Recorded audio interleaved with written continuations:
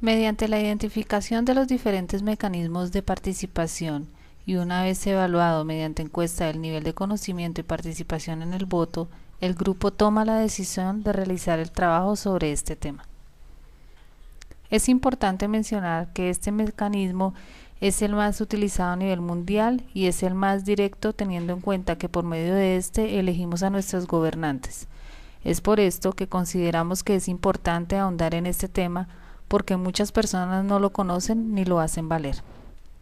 Mientras que un porcentaje de personas tienen plena conciencia y conocimiento, otro porcentaje de la población no está votando con conciencia y no está aprovechando esta oportunidad para el presente y futuro de la sociedad. ¿Qué es el voto? Me preguntas tú. El voto es una herramienta de opinión en la cual yo apruebo o desapruebo una medida para X cosa. Pero para mi concepto, para mí, el voto para mí es una farsa. Siempre se utiliza para diferentes cosas y no se aplica para lo que realmente necesita el pueblo. ¿Cuál?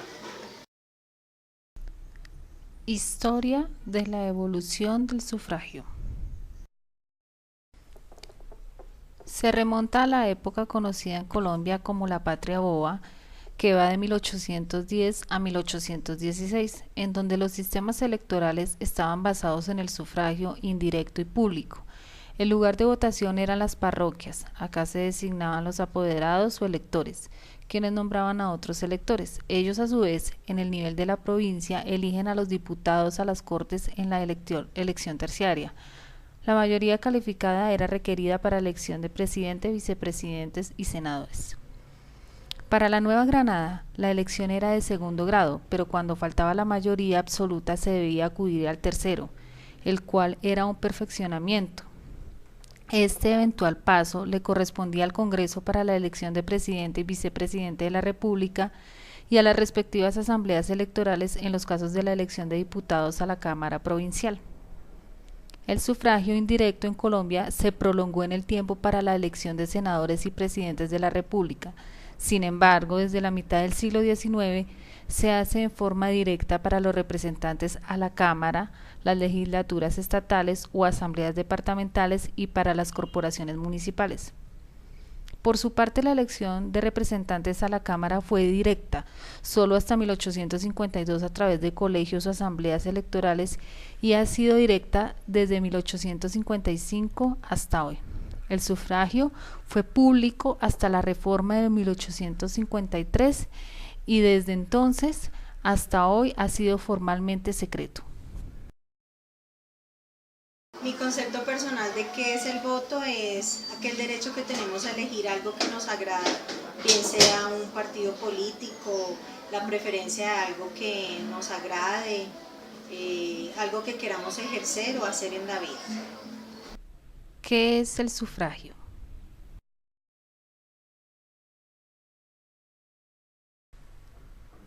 El sufragio universal consiste en el derecho al voto de toda la población adulta en un estado, independientemente de su raza, sexo, creencias o condición social.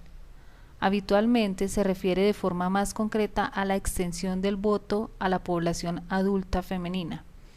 En términos generales, el sufragio universal se estableció luego de una evaluación a través de los siguientes sistemas. Sufragio censitario. En él votaban solo hombres que cumpliesen una serie de requisitos de nivel de instrucción, de renta y de clase social. El sufragio masculino calificado, en el que podían votar todos los hombres que supieran leer y escribir. El sufragio femenino, reconociendo el derecho al voto de las mujeres. Sufragio sin calificación, en el que se establece el derecho al voto de todas las personas sin discriminar su nivel educativo, incluyendo a los analfabetas. El sufragio en discriminación racial, se garantiza el derecho al voto a todas las personas sin discriminación racial ni de pertenencia étnica u origen nacional. Para mí el voto es un deber ciudadano que todos debemos de contribuir con el voto para elegir a que nosotros estamos votando para elegir. ¿Qué incidencia ha tenido en la historia política de Colombia el sufragio? La Constitución le adscribe una incidencia decisiva en procesos electorales orientados a proveer cargos unipersonales y de corporaciones públicas de elección popular. Por una parte, la Constitución le garantiza a todo colombiano mayor de 18 años, a excepción de los integrantes de la fuerza pública, la facultad de participar en las elecciones por medio del sufragio. La Constitución de Colombia establece que el voto es libre. Cada quien puede apoyar al candidato o lista de su preferencia, basándose en los designios de su libre albedrío, ajeno a amenazas, intimidaciones o cualquier otra forma de presión. Asimismo, el voto exige la presencia personal del elector en la urna y es secreto, teniendo en cuenta que el voto debe ser una expresión autónoma y espontánea de la voluntad individual, en la que el Estado debe tomar todas las medidas tendientes a permitirle a los ciudadanos mantener en reserva su preferencia electoral. ¿Cómo ha sido la participación de la población colombiana en las votaciones? Los años 1958, 1970, 1974 y 1998 reflejaron la mayor participación de los colombianos en elecciones presidenciales, superando el 50%. El año 1974 fue el año que demostró el nivel más alto de intervención política de los colombianos para elegir como presidente de la República con una votación de 58.47%.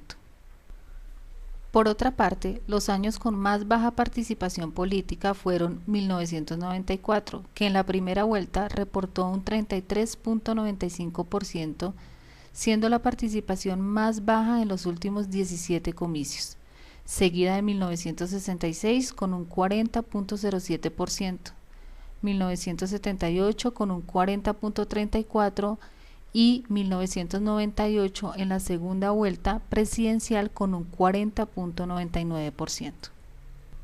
Finalmente, cabe destacar como resultado positivo la disminución que en las elecciones presidenciales ha presentado el voto nulo, presentándose en 1958 con un 0.06% en una votación total de 3.108.567, respecto de un 1.48% en 2010, con una votación total de 13.296.924, reflejando un promedio de voto nulo en los últimos 52 años de 1.31%, exceptuando el año 1962, en el que de 2.634.840 votos totales, 683.436 fueron nulos, lo cual correspondió al 26% de la votación total. Eso de votación es casi todo. Yo nunca he votado por lo mismo, porque eso promete y cuando están arriba ya se olvidan de todo, razón por la cual cogen cédulas de personas ya que están muertas, votan. Delitos electorales. El Código Penal colombiano, que modificó la Ley 559 de 2008, tipificó 11 conductas como delitos electorales, los cuales atentan contra el libre ejercicio de los diferentes mecanismos de participación democrática. A continuación, nombramos las 11 conductas. Primero, perturbación de certamen democrático. Ciudadano que por medio de maniobra engañosa perturbe o impida votación pública relacionada con los mecanismos de participación democrática. Segundo, constreñimiento al sufragante. Persona que utilice las armas o amenace por cualquier medio a un ciudadano o a un extranjero habilitado por la ley con el fin de obtener apoyo o votación. Tercero, fraude al sufragante. El que mediante maniobra engañosa obtenga que un ciudadano no vote por determinado candidato, partido o corriente política. Cuarto, fraude a inscripción de cédulas, conocido como transhumancia, es decir, trasteo de votos, que se da cuando por medios indebidos se desplazan a ciudadanos habilitados para votar en un lugar diferente al que residen. Quinto, corrupción al sufragante. persona que incurra en este delito es quien prometa, pague o entregue dinero a un ciudadano o a un extranjero habilitado por la ley para que consigne su voto en favor de determinado candidato, partido o corriente política. Sexto, voto fraudulento. El que suplante a un ciudadano o a un extranjero habilitado por la ley o vote más de una vez o sin derecho consigne su voto en una elección, plebiscito, referendo, consulta popular o revocatoria del mandato. Séptimo, favorecimiento al voto fraudulento. El servidor público que permita suplantar a un ciudadano o a un extranjero habilitado por la ley. Octavo, mora en la entrega de documentos relacionados con una elección. El servidor público que no haga entrega oportuna a la autoridad competente del registro electoral. Noveno, alteración de resultados electorales.